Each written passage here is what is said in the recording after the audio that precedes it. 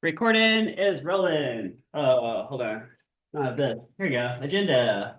Okay. So, Mechanical Advantage Lab. You guys have this lab page in front of you right now. I'll go over this in a few minutes, show you guys exactly what to do. I'll leave this up most of class. It's going to be a helpful reference page. All right. So, guys, what's due tomorrow in this class? Textbook puzzles. Yeah, we did most of those yesterday. I think the very last couple I showed you guys just how to set them up and think about them. Right, but we covered this content in class, so you can get there. Oh, before you leave class today, I'll get you guys your next take-home quiz. It's going to be on energy, work, and power. Let's have that due on Monday, so you have a few days to do that take-home quiz. All right. Next week, I want to put the in-class quiz on Tuesday. At least that was my plan this morning. You guys remember it's going to be mostly on forces and Newton's laws of motion. There's a couple of projectile questions, a couple of energy questions. And you can use one page paper for notes. So if you have 8.5 by 11 paper or just a notebook paper, whatever notes you guys bring in, you can use there. I'll do a review with you guys on Monday is my plan. It's a review on Monday, quiz on Tuesday. I don't know. I got an email this morning that says there's going to be some ASVAB activity in the auditorium. I think a bunch of students are going to be out. So I might have to bump this, but I don't know when because I think we're going to get a hurricane on Wednesday. So I'm sort of planning for that, maybe. I don't know. We'll see. Tomorrow is going to be also a special type day. Justin's in the auditorium. So I think this is on possibly graduation grounds or graduation type events. I don't know for sure, right? But they got juniors periods 1 and 2, seniors periods 3 and 4. It goes through A through L and through Z, A through L and through Z. That's my last name. How you did it. In this class, I think we're just going to do Kahoot on conceptual questions on energy and work and power things. Okay. All right, guys, double check focus. Make sure you guys got all your assignments in, especially those quizzes. I really want to hand back those circular motion gravitation orbits quizzes so you guys can do corrections if you like, but I need to get them all in first and still missing a bunch of those. And so double check focus, make sure you got it. All right, so you guys get on agenda. What's going on in general? All right, so let's look at this lab today. So just before I hit record, I showed you guys an animation of pulley systems. So you can get a mechanical advantage. Okay? So there might be some rigged up already from last class. So you can kind of play around with them. So say if you pull in the spring scales, it's going to lift a weight. But interestingly, depending on how it's rigged up, you might not need as much force to pull as you need to lift it just by itself, right? Like, right. But you pay for that in the distance, right? You guys saw that in the animation too. So you might have to pull a long distance for this to move up a little bit. Okay? Right. And the guiding principle here is work input equals work output. Now that's if it's 100% efficient. We'll talk about efficiency later today, right? But you can multiply your strength, like the amount of force that you get, but you cannot multiply the amount of energy in the system, the number of joules. It'd be nice if you could. If you could multiply the energy, then you could run the entire electric grid on one lump of coal forever, but it doesn't work that way. So the most work you can get out is just whatever you put into it. And you guys know what work is. That's force times distance. So this input force times this input distance can at best match this output force times this output distance, say lifting it, something like that, right? And then however much you multiply your strength is called the actual mechanical advantage. And there's two perspectives on mechanical advantage. The ideal mechanical advantage is the ratio of the distances moved. So let's do a numerical example. Suppose you have exactly this rigged up right here. So this is exactly a rig.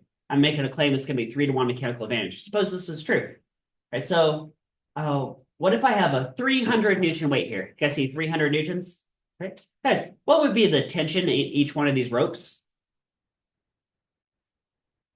100. Yeah, 100 Newtons, wouldn't it? Right? Because it splits 3 ways, right? Therefore, how much force do you have to pull in on this side to lift it? 100 Newtons, right? Because that's the tension in the rope is 100. So you only have to pull it down. You only need 100 Newtons to lift 300 Newtons. Wow. You're like 3 times as strong?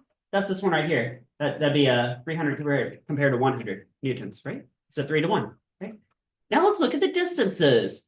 So suppose you want to lift this 10 centimeters. How much rope do you have to pull? 30 centimeters. Shouldn't that be 3 times as much? That's this one right here. That's ideal mechanical advantage. You guys get that? Right.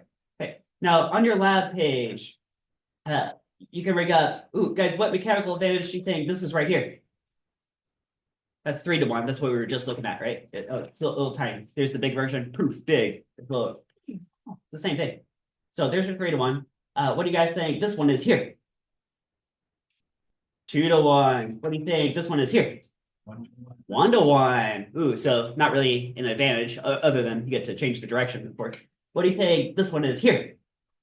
4-to-1. You guys see 1, 2, 3, 4 ropes up compared to one weight down, 4-to-1, something like that. Okay. Now some of these here, the actual pulleys you guys get look like these. I got single pulley and also these double pulleys. When I was making the animation, I put one on top of another. I mean, you can do this, right? But probably an easier way is to just use a double pulley. Guys, could you have these two wheels like side by side? It could just be this piece I'm holding right here. These two wheels move independently of each other. Right, so one string could go one way, the other could go the other way. They could rotate opposite directions. Okay, that's probably the easiest way to make that. Right, right. So can you guys record force in, distance in, and force out, distance out? Right. So as these are moving different, the force out. Remember, that's whatever the weight is. For example, if you use this 1 kilogram weighs 10 newtons. That could be 10 newtons possibly, right? Or maybe you want to use the 5 Newton weight like that. Right. The force in is whatever's on the spring scale. And then if you take a meter stick or a ruler and hold it up next to these, you can measure how far does this move up while you're pulling down with the spring scale. Measure those distances, and you can record all that here. Can you guys record all those values, the distances and the forces? Okay. Ideal and actual mechanical advantage. I'll leave this page up here so you guys can just boom, just take the ratios real fast. Okay. Now there's one last detail I have not talked about yet, and that's this efficiency. You guys see this Greek letter eta right here, efficiency, right? So there's something I left off, which is that, for example, this one here, you're probably not actually going to get a 3-to-1 mechanical advantage exactly. Right? Like I said, if this weighs 300 newtons, how much do you have to pull with? You guys said 100 newtons. That's really only true if it's 100% efficient. Realistically, you have to probably pull with a little bit more than 100 newtons, maybe like 120 newtons, something like that. If you pull with 120 newtons, let's see what this would actually be. What's 300 over 120? That'd be like 2.5 to 1, not the full 3-to-1, but it'd be like 2.5 to 1. Okay. So that would be less than 100% efficient.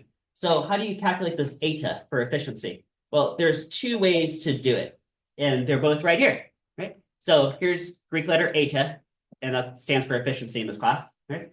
It's work output compared to work input, right? Now, again, if those are the same, you divide it out, you'll get equal to 1. You can call that 100%, right? But realistically, it's probably less than 100%. So do force times distance in divided by force times distance out, or sorry, other way. Whoops. Force times distance out divided by force times distance in. You might get something like here.